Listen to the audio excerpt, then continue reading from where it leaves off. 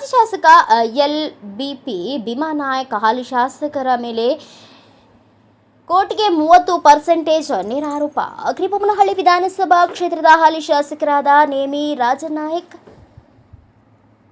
ಕಾಮಗಾರಿಗೆ ಗುತ್ತಿಗೆದಾರರಿಗೆ ಕೋರ್ಟ್ಗೆ 30% ಕೊಡಬೇಕು ಎಂದು ಡಿಮ್ಯಾಂಡ್ ಮಾಡುತ್ತಿದ್ದಾರೆ ಎಂದು ಮಾಜಿ ಶಾಸಕ LBP ಭೀಮಾನಾಯಕ್ ಆರೋಪ ಮಾಡುತ್ತಿದ್ದಾರೆ. ಇಲ್ಲಿ ಮಾಲವಿ ಜಲಾಶಯದ ಹೊಸ ಕ್ರಸ್ಟ್ ಗೇಟ್ಗಳು ಅಳವಡಿಕೆಗೆ ಗುತ್ತಿಗೆದಾರರ ಹತ್ತಿರ ಕೋರ್ಟ್ಗೆ 30% ಕಮಿಷನ್ ಕೊಡಬೇಕು ಎಂದು ಡಿಮ್ಯಾಂಡ್ ಮಾಡ್ತಾರೆ. ಹಾಗಾಗಿ ಮಾಲವಿ ಜಲಾಶಯ ಕ್ಲಸ್ಟರ್ ಗೇಟ್ಗಳು ವಿಳಂಬವಾಗಿವೆ. ಇದೇ ರೀತಿ ಸುಮಾರು ಕ್ಷೇತ್ರದ ಅಭಿವೃದ್ಧಿಗೆ ನಮ್ಮ ಸರ್ಕಾರದಿಂದ ಹಣ ಮಂಜೂರಾತಿ ಆಗಿದ್ದು, ನಾನು 2023ನೇ ಇಸ್ವಿಯಲ್ಲಿ ಶಾಸಕನಾಗಿದ್ದಾಗ ಸಿಸಿ ರಸ್ತೆ ಕಾಮಗಾರಿ ಮಾಡಿದ್ದು, ಅದೇ ರಸ್ತೆಗೆ ಇವರು ಸೇಸಿ ರಸ್ತೆ ಕಾಮಗಾರಿ ಮಾಡಿ ಹಣವನ್ನು ದುರ್ಬಳಕೆ ಮಾಡುತ್ತಿದ್ದಾರೆ ಎಂದು ಕಿಡಿಕಾರಿದರು. ಇದೇ ರೀತಿ ಮರಿಯಮ್ಮನಹಳ್ಳಿ ಭಾಗದಲ್ಲಿ ಹೈಮಾಸ್ಕ್ಗಳು ನಿರ್ಮಾಣವಾಗಿದ್ದು, ಅದರ ಅಂದಾಜು ಮೊತ್ತ ಹಾಗೂ ಗುತ್ತಿಗೆದಾರರ ಹೆಸರು ನಾಮಫಲಕಗಳು ಇಲ್ಲ. ಇದರ ಬಗ್ಗೆ ಮುಂದಿನ ದಿನಗಳಲ್ಲಿ ಮತ್ತೆ ನಾನು ಮಾಧ್ಯಮದ ಮಿತ್ರರಿಗೆ ಸಾಕ್ಷಿ ಪುರಾವೆ ಸಮೇತ ತಮ್ಮ ಮುಂದೆ ವಿವರಿಸುವೆ ಎಂದು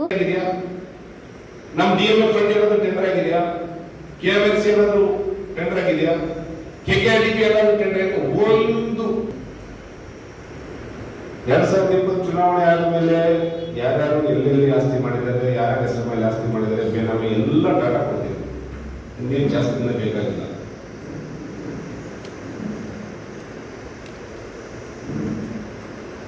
ಬರ್ತೀನಿ, ಅದಕ್ಕೂ ಬರ್ತೀನಿ ಮುಂದೆ. ಯಾಕಂದ್ರೆ ಅದಕ್ಕೆ ನಿಮಗೆ ಫುಲ್ ಬೇಕಲ್ಲ.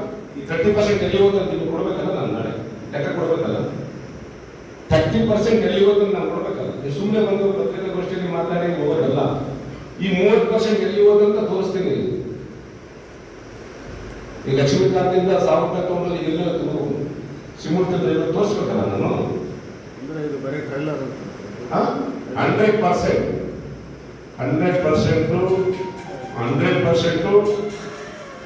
ಟ್ರೈಲರ್ ಇದು.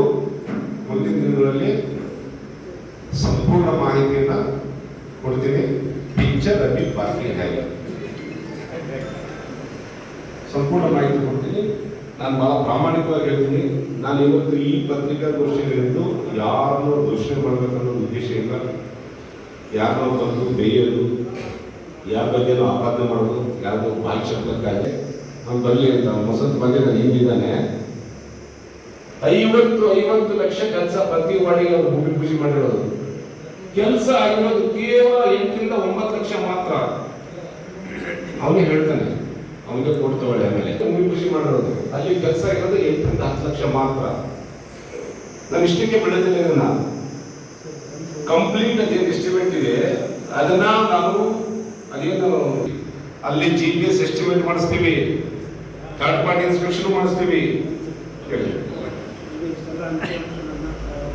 ಏನು ಮೇಲೆ ಗೆದ್ದಿದೆ ಕೊಟ್ಟೆ ಕಿಚ್ಚು ನೀವು ಬಂದ್ಬಿಡ್ತೀವಿ.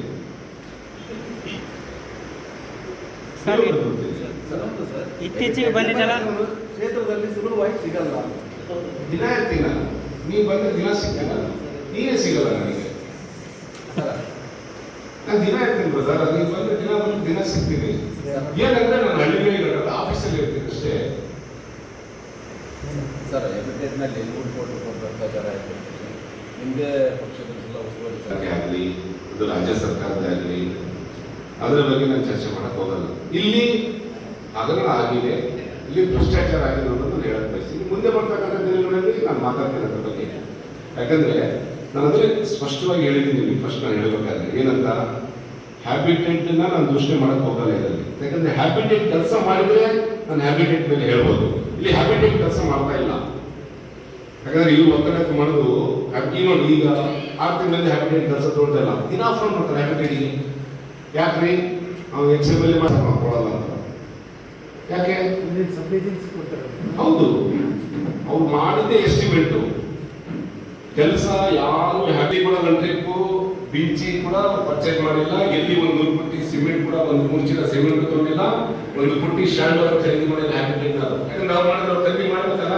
ಬೆಂಚಿ ತಗೋಬೇಕು, 40 mm ತಗೋಬೇಕು, 20 mm ತಗೋಬೇಕು, ಬಿಟಿ ತಗೋಬೇಕು, ಸಿಮೆಂಟ್ ತಗೋಬೇಕು, ಉಸ್ಕ ತಗೋಬೇಕಲ್ಲ. ಹ್ಯಾಬಿಟೇಟ್ ಕಂಪ್ನಿಯವರು ಎಲ್ಲೆಲ್ಲ ಪರ್ಚೇಸ್ ಮಾಡಿದ್ರೆ ತೋರಿಸಿದ್ವಿ. ಅವ್ರು ಕೆಲಸ ಮಾಡಿಲ್ಲ. ಕೆಲಸ ಮಾಡಿದ್ದು ಅವರೇ ಫಾಲೋವರ್ಸ್. ಅಯ್ಯಂಗೌಡರು, ಸುರೇಶ, ಅಶೋಕ, ಮಂಜುನಾಥ, ಭೀಮಾನ, ಹೀಗೆ ಅವರು ಫಾಲೋವರ್ಸ್ ಮಾಡಿದ್ದಾರೆ. ಆ ಫಾಲೋವರ್ಸ್ 30% ಕೊಡಬೇಕು. ಆಮೇಲೆ ಬಿಲ್ ಬರೋ ಟೈಮಲ್ಲಿ ಏನು ಗೊತ್ತಾ ಕಂಡೀಷನು, ನಾನು ಬಿಲ್ ಬರ್ಸ್ತೀನಿ, ನೀವು ತಲೆ ಕೆಡಿಸ್ಕೊಬೇಡಿ. ಮತ್ತೆ ಹ್ಯಾಬಿಟೆಂಟ್ ಇಂಜಿನಿಯರ್ಸ್ಗಳ ಮೇಲೆ ಅವರ ರಿಲೇಷನ್ ಇಟ್ಕೊಂಡ್ರೆ ಇಂಜಿನಿಯರ್ಸ್ ಅವ್ರ ಸಂಬಂಧಿಕರ ಮೇಲೆ ಹ್ಯಾಬಿಟೆಂಟಲ್ಲಿ ಅವ್ರ ಸಂಬಂಧಿಕರಿದ್ದಾರೆ ಇಂಜಿನಿಯರ್ಸ್. ಮತ್ತು ಹ್ಯಾಬಿಟೆಂಟ್ ಅವ್ರಿಗೆ ಹೇಳ್ತಾರೆ ನೀವು ಬಿಲ್ ಬಂದ್ಕೊಡಿ, ಇಲ್ಲಾಂದ್ರೆ ನಾನು ನೆಕ್ಸ್ಟ್ ಕೆಲಸ ಕೊಡಲ್ಲ ಅಂತ ಅನ್ನಿಸ್ತಾರೆ. ಯಾಕೆ ನಾವು 10 ವರ್ಷದಲ್ಲಿ ನಮಗೆ ಲ್ಯಾಂಡ್ ಆಗಿತ್ತು, ನಾವು ಲ್ಯಾಂಡ್ ಆಗಿ ಏನು ಕೆಲಸ ಕೊಡ್ತೀವಿ? ಸರ್ಕಾರಿ ಸಂಸ್ಥೆಗೆ ಇಷ್ಟು ಪರ್ಸೆಂಟ್ ಕೊಡ್ಬೇಕಂತ ಏನಿತ್ತು ರೇಷು ಅಷ್ಟು ಮಾತ್ರ ಕೆಲಸ ಕೊಟ್ಟಿದ್ವಿ. ಎಲ್ಲ ಸುಮ್ಮನೆ ಇಲ್ಲ, ಎಲ್ಲ ಅಪಾರ್ಥ ಮಾಡ್ತಾರ. ಈಗ ನಾವು ಹೇಳ್ತೀವಿ ಸರ್ಕಾರ ಬಂದಿಲ್ಲ. ನಾವು ಕಾಂಗ್ರೆಸ್ ಸಿದ್ದರಾಮಯ್ಯ ಸರ್ಕಾರದಲ್ಲಿ ಕೂಡ ಅಗ್ರಿಕಲ್ಚರ್ ವಿಕಾಸ ಕ್ಷೇತ್ರಕ್ಕೆ 2,000 ಕೋಟಿ ರೂಪಾಯಿ ಅನುದಾನ ತಂದಿದ್ದೀವಿ. ಮತ್ತೆ ಸಮ್ಮಿಶ್ರ ಸರ್ಕಾರದಂತ ಸಂದರ್ಭದಲ್ಲಿ ನಾವು ಕೆರೆ ತುಂಬಿಸ್ತಕ್ಕಂಥ ಯೋಜನೆ ಕೂಡ ತಂದಿದ್ವಿ. ಬಿಜೆಪಿಯಲ್ಲಿ ಅದನ್ನು ಮಣ್ಣು ಹಾಕಿದ್ವಿ, ಓಕೆನಾ? ಅವಾಗ ಕೂಡ ನಾವು ಅನುದಾನ ತಂದಿದ್ವಿ, ಒಂದು 500-1,000 ಕೋಟಿ. ಬಿಜೆಪಿ ಸರ್ಕಾರದಲ್ಲಿ 400 ಕೋಟಿ. ನಾವು 2ನೇ ಟರ್ಮಲ್ಲಿ ಕೂಡ ನಾವು ಸರಿಸುಮಾರು 1,500 ಕೋಟಿ ತಂದಿವಿ. ಸುಮ್ಮನೆ ಸರ್ಕಾರ ಮೇಲೆ ಆಪಾದನೆ ಮಾಡೋದಲ್ಲ, ಸರ್ಕಾರದಿಂದ 1000 ಕೋಟಿ ಅನುದಾನ ಬಂದಿದೆ ಅಭಿವೃದ್ಧಿ ಕ್ಷೇತ್ರಕ್ಕೆ. ಕಂಪ್ಲೀಟ್ ಅಂಕಿಅಂಶ ಕೊಡ್ತೀನಿ, 50 ಕೋಟಿ 100 ಕೋಟಿ ಅಲ್ಲ. ನನ್ನ ಪ್ರಕಾರ ಒಂದು ಡೆವಲಪ್ಮೆಂಟ್ಸ್ಗೆ 500 ಕೋಟಿಗೆ ಹೆಚ್ಚು ಅನುದಾನ ಬಂದಿದೆ. ಆ 500 ಕೋಟಿ ಡಾಟಾ ಎಲ್ಲರಿಗೂ ಕೊಡ್ತೀನಿ, ನನಗೆ ಎಲ್ಲ ಪತ್ರಿಕಾ ಮಾಧ್ಯಮ ದೃಶ್ಯವಾದ ಎಲ್ಲರಿಗೂ ಕೊಡ್ತೀನಿ. ಯಾವ ಇಲಾಖೆಯಿಂದ ಅಭಿವೃದ್ಧಿ ಕ್ಷೇತ್ರಕ್ಕೆ ಎಷ್ಟು ಅನುದಾನ ಅಂತ ಎಲ್ಲ ಕೊಡ್ತೀನಿ. ಇಲ್ಲಿ ಸ್ಪಷ್ಟವಾಗಿ ಹೇಳ್ತೀನಿ, ಇಲ್ಲಿ ಎದ್ದು ಕಾಣ್ತಾ ಇದೆ ಅಗ್ರಿಕಲ್ಚರ್ ವಿಕಾಸ ಕ್ಷೇತ್ರದಲ್ಲಿ ಶಾಸಕರಿಂದ ಭ್ರಷ್ಟಾಚಾರ ನಡೀತಾ ಇದೆ. ಕಮಿಷನ್ ತಂದೆ ಜಾಸ್ತಿ ಆಗಿದೆ. ಈ ಜಿಲ್ಲಾ ಖನಿಜ ನಿಧಿದು ಸರ್ಕಾರದ ಅನುದಾನ, ಸರ್ಕಾರದ ಅನುದಾನ ರಿಲೀಸ್ ಆಗೋದು. KMFC ಕೂಡ ಸರ್ಕಾರದ ಅನುದಾನ, ಕಲ್ಯಾಣ ಕರ್ನಾಟಕ ಕೂಡ DMF ಸರ್ಕಾರದ ಅನುದಾನ. ಸರ್ಕಾರ ಕೊಂಡಿಗೆ ಹೋಗಿನೇ ಬರೋದು, ಸರ್ಕಾರದಿಂದಲೇ ಅಪ್ರೂವ್ ಆಗೋದು, ಜಿಲ್ಲಾ ಮಂತ್ರಿನೇ ಅಪ್ರೂವ್ ಮಾಡೋದು, CM ಅಪ್ರೂವ್ ಮಾಡೋದು. ಇದೇ ಒಳ್ಳೆ ದೇಶ ಕೊಡ್ತಾರೆ ನಿಮಗೆ. ಏನೋ ಖುಷಿ ಹೋಗಿಲ್ಲ ಸರ್ಕಾರ ಸರ್ಕಾರ ನಡೆಸ್ತಿರೋದು ಯಾರು? ಈಗ ಹೇಳ್ತಿದ್ರು ಮೊನ್ನೆ ಹೇಳ್ತಾರೆ, ಯಾರು ಪತ್ರಿಕೆ ಯಾರು ವಿಡಿಯೋದಲ್ಲಿ ನೋಡಿದೆ ನಾನು. ಕೆರೆ ತುಂಬಿಸ್ತಕ್ಕಂಥ ಯೋಜನೆಗೆ ಕೇಂದ್ರ ಸರ್ಕಾರದಿಂದ 60% ಅನುದಾನದಲ್ಲಿ ನಾನು ಸನ್ಮಾನ್ಯ ಕುಮಾರಸ್ವಾಮಿಯಿಂದ ನಾನು ತರ್ತೀನಿ ಅಂತ ಹೇಳಿ. ಕ್ಷೇತ್ರ ಜನರಿಗೆ ಕಣ್ಣೀರು ಹಾಕಿ ಓಟ್ ಹಾಕ್ಸೋದು. ಇನ್ನ ಕ್ಷೇತ್ರ ಜನರಿಗೆ ನೀವು ದಾರಿ ತಪ್ಪಿಸುವಂತ ಕೆಲಸವನ್ನ ಮತ್ತೆ ಕ್ಷೇತ್ರ ಜನರಿಗೆ ನೀವು ಈಗೆಲ್ಲ ಕಣ್ಣೀರು ಹಾಕಿದ್ರು, ಎಲ್ಲಿ ಭಾಷಣ ಮಾಡಲಿಲ್ಲ. ಯಾರೋ ಬೇಸ್ ಹೇಳ್ಕೊಟ್ಬಿಟ್ರೆ ಕೇರಳದ ಮಾಂತ್ರಿಕರು ಯಾರೋ ಹೇಳ್ಕೊಂಡಿದ್ರು, ಭೀಮರಾಯನ ಬಗ್ಗೆ ಏನು ಮಾತಾಡ ಮಂಜಣ್ಣ ಹೇಳಿದ್ದಾರೆ ಜಾಸ್ತಿ. ನೀನು ರೆಡ್ಡಿ ಯಾರಂತ ಗೊತ್ತಲ್ಲ, ಅವರು ಡಬಲ್ ಇಟ್ಕೊಂಡ್ಬಿಟ್ಟಿದ್ರು. ಇವ್ರು ಹೊರಟು ಸರ್ ನೀವು ಹೇಳ್ಕೊಡ್ರಿ ಸರ್, ನಿಮ್ಮ ಕ್ಷೇತ್ರದಿಂದ ಕೈ ಬಿಡಲ್ಲ ಅಂತ ಹೇಳ್ತಾರೆ. ಇವತ್ತು ಕಣ್ಣೀರು ಹಾಕಿ ಇವತ್ತು ಈ ಭಾಗ ಇಲ್ಲ ಹತ್ತಲಿಲ್ಲ ಅಂತ ಹೇಳಿದ್ರೆ ನಿರ್ವಹಣೆ ಪ್ರಾಬ್ಲಮ್ ಇಲ್ಲ.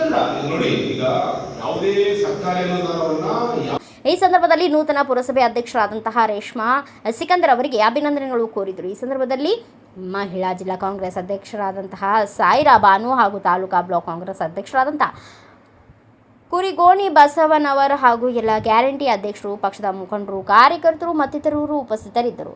Bureau report M Manjunath, Bharata Vaibhava news, Vijayanagara. Thanks for watching. Read, discuss and debate with editor Dr. Yan Prashant Rao. Wanted reporters in print, digital and visual media for Bharat Vaibhav Daily Newspaper, BV News 5 Channel and BV Fast Web News from all the talukas of Karnataka, Goa and Maharashtra. If interested, send your resume to 9019229369.